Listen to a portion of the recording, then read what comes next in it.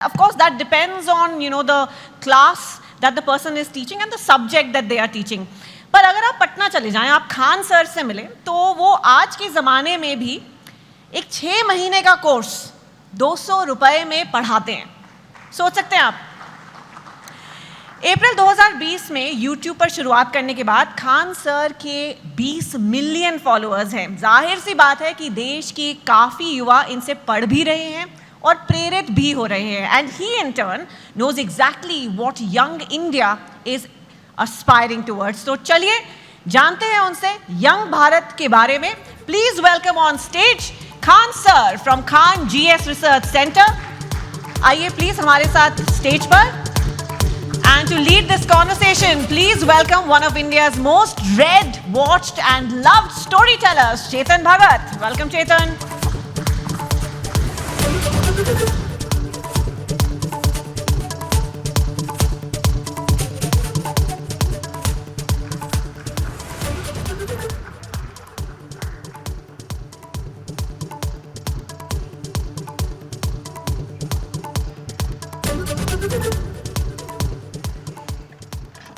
Khan sir, बहुत ही अच्छा लगा आपको देख के। आई थिंक मोस्ट पीपल यहाँ पे शायद खान सर को जानते होंगे, जो नहीं जानते होंगे आज आप एक ऐसी हस्ती से कभी नहीं मिले होंगे, क्योंकि लोग आपको टीचर बोलते हैं, लेकिन आपसे बड़ा एंटरटेनर मैंने कोई नहीं देखा। सर नहीं, सीरियसली ये नहीं समझ में आता है कि एजुकेशन इतना इंटरेस्टिंग चीज है, लोग इसको कैसे बोरिंग बना सकते हैं। तो पढ़ाई को इतना इंटरेस्टिंग बना दे कि लोग इसके सिवा कहीं हटना ही नहीं चाहे। हाँ, and before we get into the interview, मतलब मैं आपको बोलूँ इनके वीडियोस बड़े इंटरेस्टिंग होते हैं, वो बात और होती है, but let me show you the master at work. ठीक है, कोई सबसे बोरिंग सब्जेक्ट ले लेते हैं, ठीक है,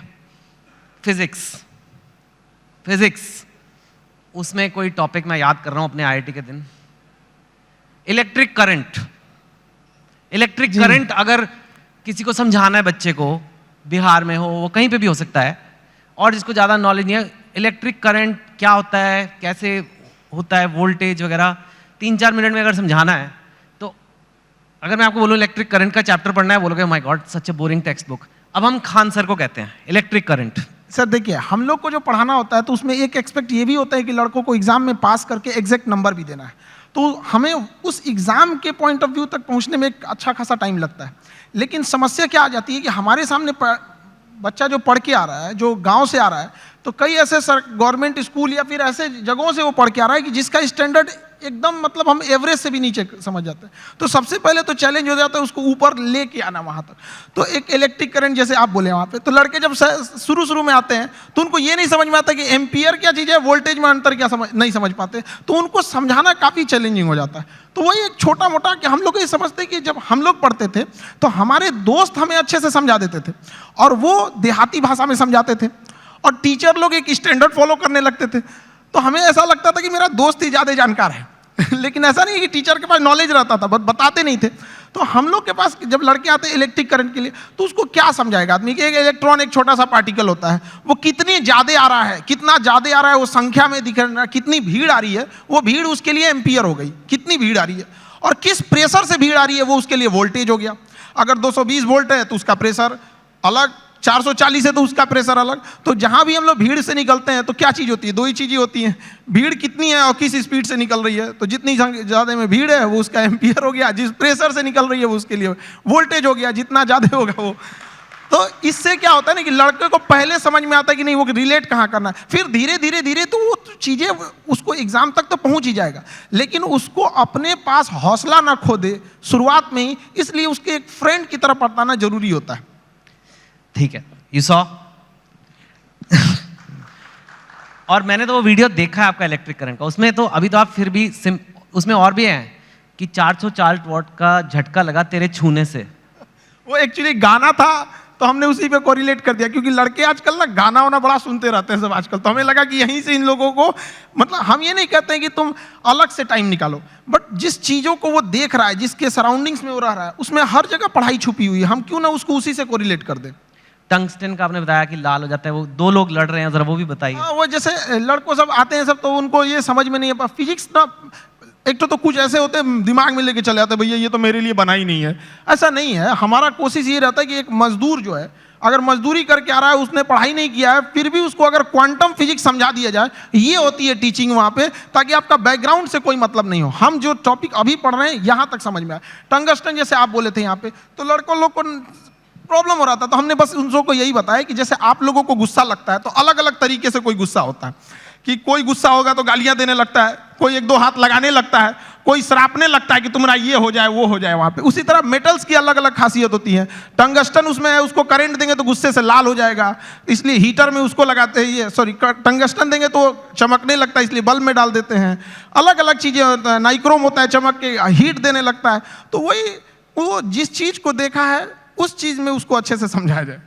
मैंने आज तक ऐसा टीचर नहीं देखा सर, बट जो आप कर रहे हैं, I can't even tell you आप कितनी बड़ी सेवा कर रहे हैं हमारे देश में। जैसे आपने कहा कि एक मजदूर को भी क्वांटम फिजिक्स समझ आ जानी चाहिए, इतना बड़ा सपना लेना ही कि ये पॉसिबल भी है। क्योंकि मैंने तो जहाँ तक देखा एक एलीट क्लास होती है इंडिया में, उसी को इंग्लिश मिलती है, और वो इंग्लिश जिसको मिलती है उसी को एक सर्टन टाइप ऑफ एजुकेशन मिलती है, और फिर वही और आगे बढ़ता जाता है, वही नौकरियाँ ले जाता है, वही टॉप पोजिशंस ले जाता है। आपने उसको तोड़ने की कोशिश किया। हमारे लाइफ का सबसे अच्छा डिसीजन था कि हमने इंग्लिश मीडियम छोड़ के हिंदी मीडियम में आ गए।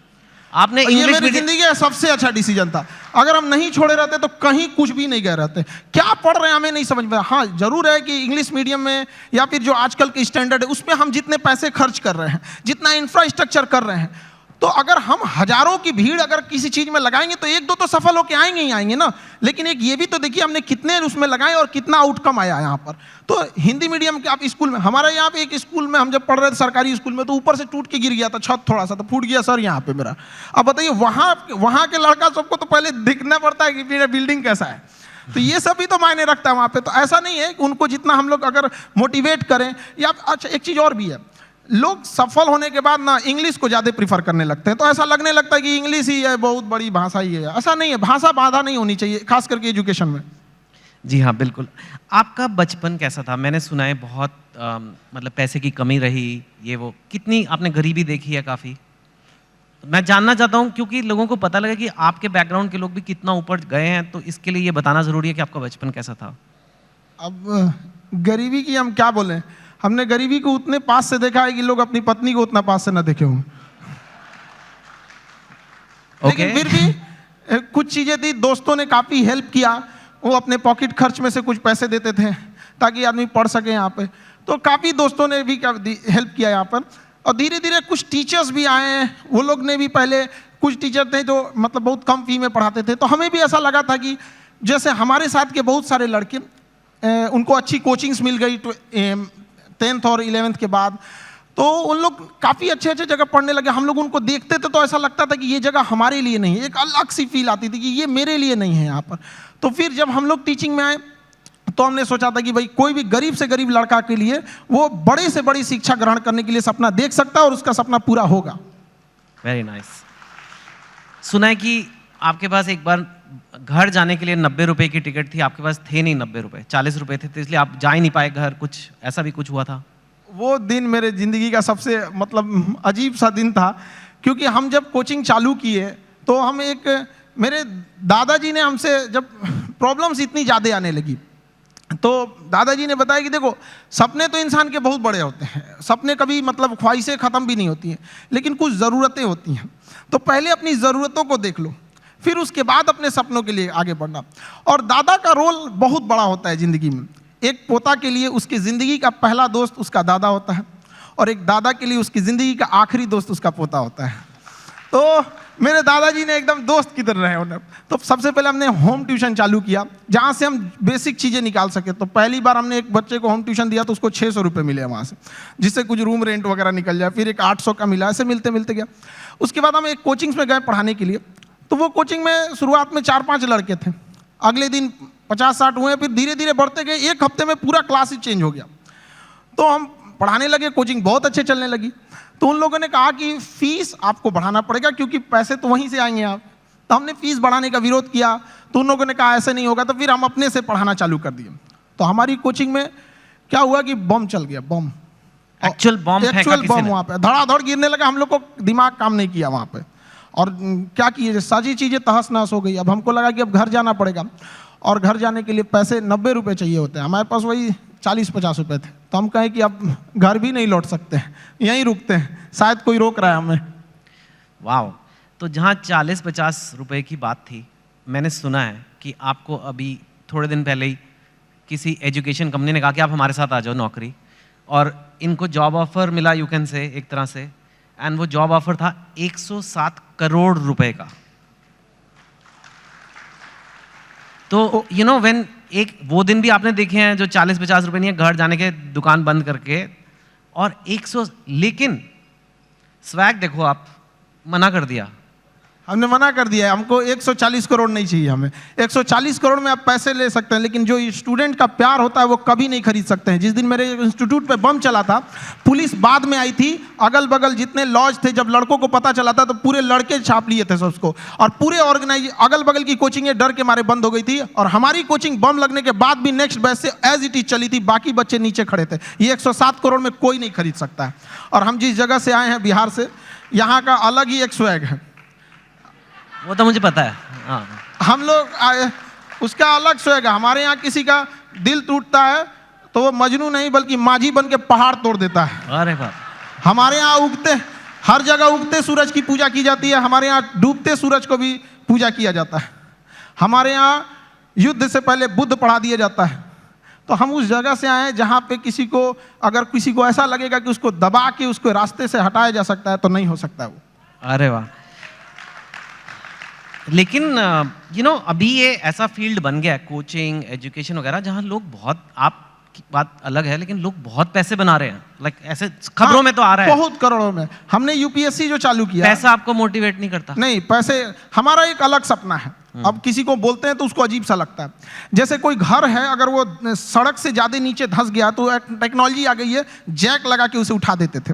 तो हमें ऐसा लगता है ना कि हमारे इंडिया में भी ना एजुकेशन सिस्टम इतना महंगा हो गया है कि जिन लोगों के पास पैसे नहीं थे वो अपने आप को दबा हुआ महसूस करते हैं।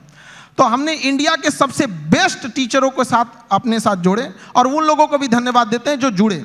और जो फीस यूपीएससी स्पेशली कहते हैं, जो सबसे इंडिया में टॉप एलीट जॉब वही है, उसकी जो फीस 2.5 लाख थी, सेम टीचर के साथ सेम पढ़ाई को हमने 7,500 रुपए में दे दिया। 2.5 लाख से 7,500 में। हाँ, इससे क्या होगा कि हर गरीब लड़का भी पढ़ सकता है। होता क्या था सर कि यूपीएससी निकालने के बाद जो डीएम की कुर्सी पे बैठते थे तो उनका मेंटल लेवल बहुत हाई रहता था, लेकिन जो पब्लिक रहती थी उनका मेंटल लेवल बहुत नीचे रहता था। तो अभी इतनी सस्ती फीस होने की वजह से हर कोई पढ़ेगा, और पढ़ने के बाद जब वो मेंटल लेवल बढ़ेगा तो कुर्सी पे बैठने वाले अधिकारी और सामने की पब्लिक, केवल अंतर रहेगा तो कुर्सी का, बाकी मेंटल लेवल समान रहेगा, कोई शोषण नहीं कर सकता है वहां पे। Very nice. मैं आपसे पूछना चाहूँगा, इनफैक्ट यूथ जो है, आज भारत का यूथ है, कोई एवरेज लड़का है, लड़की है, चाहे बिहार में है, चाहे असम में है, तमिलनाडु में, कहीं भी हो सकती है, वो लाइफ में आगे बढ़ना चाहते हैं, ठीक है, और पढ़ाई एक जरिया है, पर आप उन्हें ओवरऑल क्या मैसेज दोगे? क्या करना चाहिए इंडिया के यूथ को जो लाइफ में अपने आप को ऊपर जाना चाहता है, स्पेशली जो हो सकता है हिंदी बोलने वाले बैकग्राउंड से हो, हिंदी मीडियम से हो, ब्लू कॉलर से वाइट कॉलर जाना है, अपनी औकात पार करनी है, जो आपने इतनी ऐसे पार किया कि मतलब 107 करोड़ हो गए नहीं चाहिए, मतलब दैट लेवल तक डेफिनेटली आपके पास लेसन्स हैं बच्चों को देने के लिए, उनको आप क्या बोलोगे? देखिए, आजकल के लड़कों के पास ना डिस्ट्रैक्शन बहुत ज़्यादा हो गया है। वो मोबाइल में घुस रहे हैं तो उधर ही घुसते रह जा रहे हैं, पढ़ रहे हैं, ऊपर से एक नोटिफिकेशन आया व्हाट्सएप, उस पर कोई लिंक खुला, उधर ही के उधर ही रह जा रहे हैं। तो पहली बात कि लड़कों को अपने आप में एकदम श्योर रहना चाहिए कि अगर हमें डिस्ट्रैक्शन से बचना है मोबाइल, तो उसका डिसाइड करो कि भाई हमें अगर 2 घंटे चलाना है तो चलाओ, लेकिन एक फिक्स फ्रेम होना चाहिए कि 2 से 4 चलाएंगे, उसके बाद किसी का कॉल आएगा नहीं उठाएंगे, चाहे कोई भी हो, तो उस टाइम फ्रेम के बाद उनको नहीं होना चाहिए। दूसरा, आजकल और भी कई प्रॉब्लम, लड़कों के अंदर में आइडियाज बहुत है, मुझे ये करना है, सपने बहुत, एम्बिशन, एग्जीक्यूशन नहीं। अरे भैया करो ना, जब करना है तो चालू करो उसको। यहाँ पे तो टाइम टेबल बनाएगा, जिस दिन टेंशन में आएगा ना, टाइम टेबल बनाया, आज हमको पढ़ना है, और रे को साफ करेगा, किताब वगैरह उसमें अच्छे से रखेगा, 2 दिन फॉलो करेगा, उसके 15 दिन बाद कहेगा तरीका, फिर बनाते हैं टाइम टेबल, वो गड़बड़ हो गया था, अब थोड़ा सा अच्छा वाला बनाना है। तो ऐसा नहीं करना चाहिए। सारे लड़कों को अपना स्ट्रेंथ भी देखना चाहिए। अगर सब लड़के एक जैसे नहीं होते हैं। जिस जिस चीज़ के लायक हैं उसमें तैयारी करना चाहिए। शुरुआत में कहीं पे भी एक पहले अपना एक गोल सेट कर लेना चाहिए कि हमारी यहाँ से ज़रूरतें पूरी हो जाएंगी, अब इसके बाद हमें अपनी ख्वाहिशें पूरी करनी है शुरुआत से। अब जैसे गरीब के घर का लड़का उसकी रिस्पॉन्सिबिलिटी के चक्कर में अपने स्किल को मार देता है। एक गांव का लड़का है, इतना बेहतरीन डिज़ाइन बनाया, आर्ट बनाया, पेंटिंग, लेकिन वो क्या कर सकता है गांव का लड़का? उसके यहाँ घर वाले कहेंगे कौन सी पेंटिंग बना रहा है। तो वो ऐसा नहीं है कि स्किल्ड हर जगह। तो लड़कों को भी पहले एक जगह सेटल हो जाना चाहिए यहाँ पे, उसके बाद पूरी उम्र बची है अपने स्किल को निखारने के लिए। जी हाँ, वेरी नाइस, वेरी नाइस। आपके जो वीडियोस है मैंने देखा है, आप खुद काफ़ी आपको पढ़ना पड़ेगा। आपके जो वीडियो जैसे फिजिक्स, तो मैंने एक एग्जाम्पल दिया, आपने फॉरेन अफेयर्स पे वीडियो बनाए हैं, इजराइल पैलेस्टाइन पे, रशिया यूक्रेन पे, इंडिया पाकिस्तान, उस पर तो कंट्रोवर्सी भी होती है, और कॉन्स्टिट्यूशन ऑफ इंडिया पे, कोई टॉपिक ले लो, और इतना आप पढ़ाई खुद करते हो। और जहाँ तक मैंने सुना है, अब आप तो one of India's top teacher हो, लेकिन आप खुद क्लास में कोई अव्वल स्टूडेंट, मतलब 37th आउट ऑफ 40th आए थे आप। हम 40 लड़कों के क्लास में 37 आए थे। मेरे टीचर परेशान रहते थे कि मेरे स्कूल पे ये धब्बा बन जाएगा। हम उनसे कहें कि सर क्यों परेशान है, चांद फेमस है अपने धब्बा के लिए, लेकिन वो मानते नहीं थे। ऐसा नहीं कि केवल यहाँ शुरू में, बाद में भी ऐसे ही रहे, मतलब धीरे धीरे ऐसे। हमने पोस्ट ग्रेजुएशन में जिस लड़के को हमसे एग्जाम में पूछ लेता भाई थोड़ा सा हेल्प कर दे, वो तो जानते ही हैं थोड़ा चली जाता है, हमने उसको हेल्प किया, उसका आया 70% से ज़्यादा, मेरा 48 आया, हम मार्कशीट फाड़ के फेंक दिए, नहीं चाहिए हमको। क्या करेंगे, वैसे भी हम उसका रख लो भैया वहाँ पे। नहीं तो अब आप काफ़ी पढ़ते हो, बिकॉज एक चीज़ को सिखाने के लिए खुद को समझना है, बहुत ही अच्छे से समझना है एक कॉन्सेप्ट को, ताकि उसे मैं एकदम सिंपल वे में और बेटर समझा सकूं। तो आप खुद काफ़ी पढ़ते हो, खुद काफ़ी स्टडी करते हो। काफ़ी इसके लिए बहुत मेहनत करना पड़ता है, और कई बार हमें लगा कि हम किसी टीम को लगा देंगे, वो टीम हमसे परेशान होकर भाग जाती है कि भैया इनके साथ झेलना बड़ा मुश्किल है, ये क्या क्या चीज़ों की रिक्वायरमेंट है। तो उसके लिए थोड़ा बैकग्राउंड में मेहनत ज़्यादा करना रहता है। वाह। और पर आप टीचर वैसे शुरू से बनना नहीं चाहते थे, पहले आपका फौज का बड़ा शौक है। आज भी मेरा शौक फौज का है, मतलब आज भी हमारी ख्वाहिश वही है, आज भी मौका मिले तो वहीं चले जाए। लेकिन मेरा ना हाथ काफ़ी टेढ़ा है यहाँ पे, तो इतना टेढ़ा है उन लोगों को लगा, मतलब आप गए थे?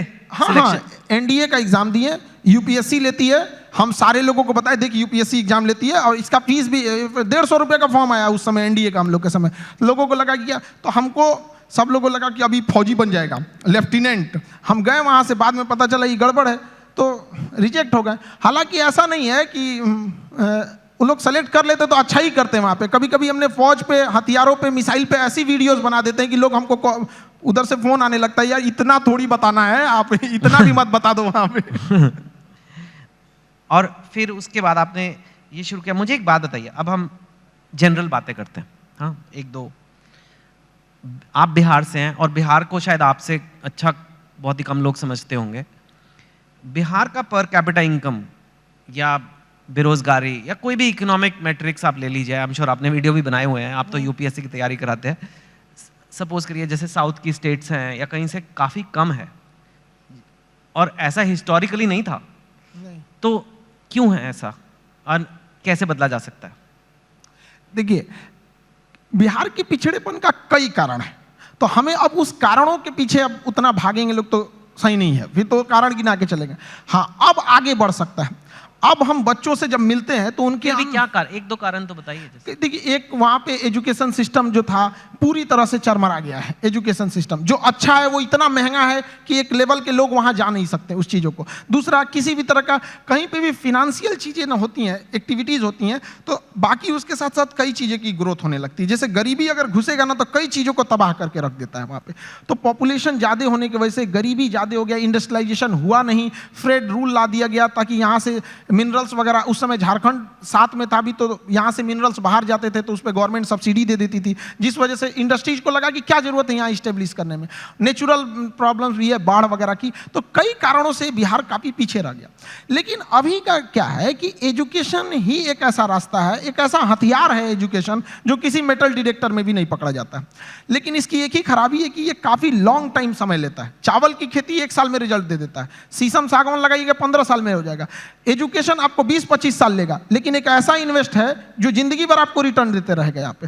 तो एजुकेशन से ही किसी चीज़ को बदला जा सकता है, और आजकल के यूथ में वो चीज़ आ गया है।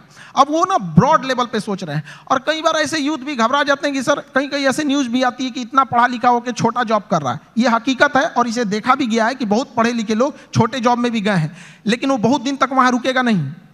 वो वहाँ नहीं रुकेगा, मैं दरिया हूँ अपना हुनर जानता हूँ, जहाँ से भी गुजरूंगा अपना रास्ता बना लूंगा। तो एजुकेशन वाले लोग जहाँ भी जाएंगे वो कुछ देर तक किसी प्रॉब्लम से वहाँ रुक सकते हैं, लेकिन फिर वो अपना रास्ता निकाल लेंगे। तो हर बच्चों को यही कहते हैं, थोड़ा वक्त लेगा, लेकिन एक दिन जब पलटेगा ये वक्त तो पूरी दुनिया देखेगी। Thank you. आपको लगता है एजुकेशन, क्वालिटी एजुकेशन है ना, क्वालिटी एजुकेशन कम प्राइस में दी जा सकती है? बिकॉज एक्चुअली आप एक्सेप्शन है इन, मतलब जैसे फॉर एग्जांपल मेडिकल की सीट ले लीजिए या एमडी की सीट, मैंने सुना है 1-1 करोड़ रुपया, मतलब फॉरेन जाके मेडिसिन करना ज़्यादा सस्ता हो गया इंडिया से। ऐसे भी हैं कि करोड़ रुपए में डिग्रियां हैं। वो कहते हैं कि भाई हमें अच्छी एजुकेशन देनी है तो भाई लगेंगे पैसे, अब कैसे करें, कैंपस बनाना है, इंफ्रास्ट्रक्चर बनाना है, ये बनाना है, वो फैकल्टी लेनी है। आप कह रहे हो कि लो कॉस्ट एजुकेशन भी अच्छी क्वालिटी की दी जा सकती है?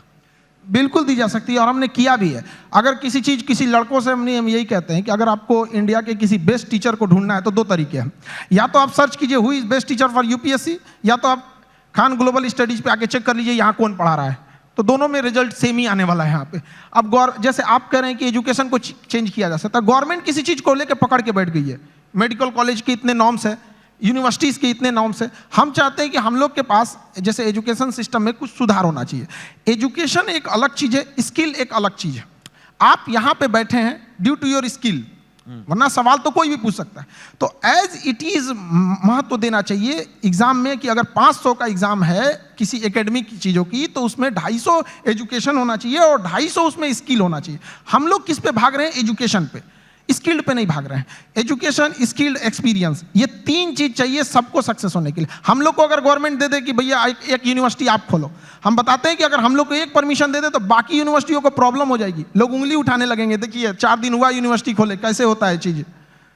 करेक्ट। लेकिन गवर्नमेंट इतने रूल्स बना के रखी है कि जिन्हों चेंज करना है वो आने में इतना पेपर वर्क देख के परेशान हो जाएंगे। आधार कार्ड में नाम सुधरवाने में हालत खराब हो जाता है, यूनिवर्सिटी तो बहुत बड़ी चीज है। That's true. आप कंपेटिटिव एग्जाम्स के लिए बच्चों को पढ़ाते हो, जो एक इंडिया में बहुत बड़ी नीड है, लेकिन कई बार कंपेटिटिव एग्जाम्स की वजह से बच्चे बहुत गलत कदम भी उठा लेते हैं। कोटा में आपने सुना होगा, कई लोग अपनी जान पे, मैं बोलना नहीं चाहता, लेकिन आपको पता है क्या क्या कदम उठाते हैं। और इतना ज़्यादा, अगर कुछ बच्चे ऐसा कर रहे हैं तो कितने ज़्यादा बच्चों में स्ट्रेस होगा, प्रेशर होगा। आप भी वो देखते हैं बच्चों में, और जो पेरेंट्स ये देख रहे हैं टीवी पे या यहाँ पे, उनको क्या कहेंगे कि कैसे उस चीज़ को हैंडल करना है? क्योंकि इंडिया में कंपटीशन का लेवल कुछ ज़्यादा ही है। मैंने सुना है मतलब एक पोस्ट के लिए, एक जॉब के लिए मतलब कितने लोग हैं। सो कैसे एक आदमी अपना मेंटल हेल्थ या कहें उसे अच्छा रखे? देखिए, बच्चों में एक चीज़ हम ये कहेंगे कि अगल बगल के एक्सपेक्टेशंस को वो देख लेता है और घबरा जाता है। वो अपनी माँ की बातों को सुने। जब हम फेल होते थे ना, तो मेरी मम्मी हौसला बढ़ाती रहती थी, कहती थी दुनिया तुम बहुत आगे जाएगा। हम कहते थे टीचर लोग कहते हैं कि तुम धब्बा हो, तो उनका कहना था टीचर लोग क्या जानेंगे तुमको, हम तुमको ज़्यादा जानते हैं, पूरी दुनिया की तुलना में हम तुमको 9 महीना पहले से जानते हैं, तो हमसे बेहतर तुम्हें कोई नहीं जानेगा। यहाँ पे स्टूडेंट को भी कहते हैं एक बार अपनी माँ बाप को देखो, तुम हीरा हो, तुम्हें कोई नहीं बदल सकता है। अपने दुनिया के दबाव में नहीं आना चाहिए। जिस पे ये जग हंसा है उसने इतिहास रचा है। वहाँ पे क्या हो गया ना, इतने बर्डन डाल दिए गए हैं। उनको लगता है कि आईआईटी बहुत, या फिर आप एम्स हो गया, आईएम हो गया। ऐसा नहीं है। यहाँ अच्छे लड़के गए हैं जिन्होंने आईआईटी को अच्छा बनाया है, वरना आईआईटी बिना एग्जाम लिए और डायरेक्ट सिलेक्शन दे के दिखा दे, फिर देखे वो मेंटेन कर पाएगा? नहीं, वो एग्जाम लेके अच्छे लड़कों को ही सेलेक्ट करके लाती है यहाँ पे। तो लड़कों को भी मेहनत करते रहना चाहिए और कभी सुसाइड वगैरह पे नहीं सोचना चाहिए। हो सकता है कि जिनको लगता है कि मेरा एग्जाम नहीं हो पाया, आगे जाने के बाद उनकी कंपनी में एग्जाम पास करने वाला एम्प्लॉय बन जाए। सही बात है, नाइस। आर्टिफिशियल इंटेलिजेंस की आजकल बड़ी खबरें आ रही है। एक ये चैट जीपीटी आ गया है, आपने देखा ही होगा। कई लोगों को खतरा हो रहा है कि अब तो इतने बढ़िया कंप्यूटर हो जाएंगे, इतने बढ़िया ये आर्टिफिशियल इंटेलिजेंस हो जाएगा कि वही आंसर लिख देगा, वही सब कुछ कर देगा, मतलब नौकरियां सारी जगह गायब हो जाएंगी। आप आर्टिफिशियल इंटेलिजेंस को कैसे देखते हैं और आपको लगता है कि ऐसा कुछ? आर्टिफिशियल इंटेलिजेंस ह्यूमन इंटरवेंशन को थोड़ा कम कर देता है, लेकिन ये मिथ है कि आने के बाद काम खत्म कर देगा। इंडिया में जब कंप्यूटर आ रहा था तो लोगों को यही लगा था कि पूरी लोगों का काम खत्म कर देगा। ये उसी का एडवांस वर्जन है। ऐसा नहीं है कि लोगों का काम खत्म, आप उस समय एक नए नीड्स होंगी, नई ज़रूरतें होंगी, उस पर इंसान शिफ्ट हो जाएगा, कभी ये खत्म नहीं होगा। आर्टिफिशियल इंटेलिजेंस का दुरुपयोग बहुत हो सकता है, इससे बचना चाहिए। गवर्नमेंट को आर्टिफिशियल इंटेलिजेंस से मिसयूज को रोकने के लिए एक हार्ड कदम उठाने चाहिए। भारत में आईटी रूल्स उतने मतलब स्ट्रिक्ट नहीं है। ज़्यादा वक्त बचा नहीं है, लेकिन आप काम ही करते रहते हो, सारा टाइम काम करते रहते हो। हमको तो बस पढ़ाना रहता है, पढ़ा के हटे, फिर उसके बाद खाली बैठते तो सोचते हैं कि और कौन से टॉपिक पर, इस टॉपिक को हमने इस बैच में ऐसे पढ़ाया, अगली बैच में इसको और अच्छे से कैसे समझा सकते हैं। आप इतने सारे बच्चों का सोचते रहते हो, कभी ये नहीं सोचते आपके अपने बच्चे होंगे? प्यार व्यार हुआ है आपको कभी? दिल, आप इतने एग्जाम्पल देते हो मजनू वाले अपने टॉक्स में, मैंने देखा है मजनू 400 वोल्ट का झटका, पता नहीं कितना। हाँ, तो आपका कभी दिल, या आप सिंगल हैं, मैरिड हैं, मतलब क्या? क्योंकि ये आता है कई बार लोग, अब आप इतनी हस्ती बन चुके हो कि लोग ये सब सवाल पूछते हैं सर। नहीं देखिए, ये सब चीज़ हम सिंगल, ये सब ये लोग तो घर वाले डिसाइड करेंगे, उन लोग का गृह मंत्रालय का ये काम होता है, ये मम्मी पापा का काम है आज चीज़ों को।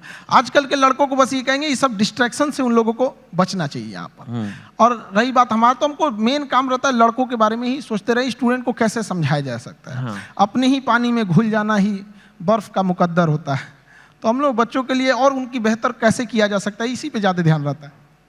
फिर भी थोड़ा तो मतलब अपने लिए भी वक्त निकालिए कुछ। You are one of India's most eligible bachelors now, आपको पता नहीं बात? वक्त मिलेगा तो वक्त निकाल लेंगे। हाँ, तो ठीक है। नहीं, वो तो खैर मस्ती पूछ रहा। और जाते जाते बस यही कि काफ़ी हमारे पास वक्त नहीं उतना, कई बार कंट्रोवर्सीज हुई हैं आपके वीडियोस पे, आपके कंटेंट पे, आपके नाम पे, आपका नाम असली क्या है, कुछ ऐसे ये सब। And I don't want you to answer each of them. आप उनको कैसे देखते हो? हम कंट्रोवर्सी वाले लोग को देखते हैं, बिना मतलब की चीज़ों को इंटरफेयर करने, वो जिस लेवल पे हम लोग बताते हैं उस लेवल पे जाने के बाद किसी को कंट्रोवर्सी करने की जरूरत ही नहीं पड़ेगी। हम लोग टीचर हैं, हम लोग बीच का रास्ता नहीं, जो सही है उसको सही बोलेंगे, गलत है उसको गलत बोलेंगे। अगर कोई गलत है तो उसको पूरा बता देंगे कि देखो ये चीज़ें गलत है, और सही है तो उसको पूरा बताएंगे कि ये सही है। अब इंसान वन साइडेड होता है, वो सोचता है कि हम भी उधर ही साइड में चले जाए, ऐसा नहीं हो सकता है। ठीक है खान सर, बढ़िया काम कर रहे हो, करते रहिए। धन्यवाद। Thank you so much. Thank you.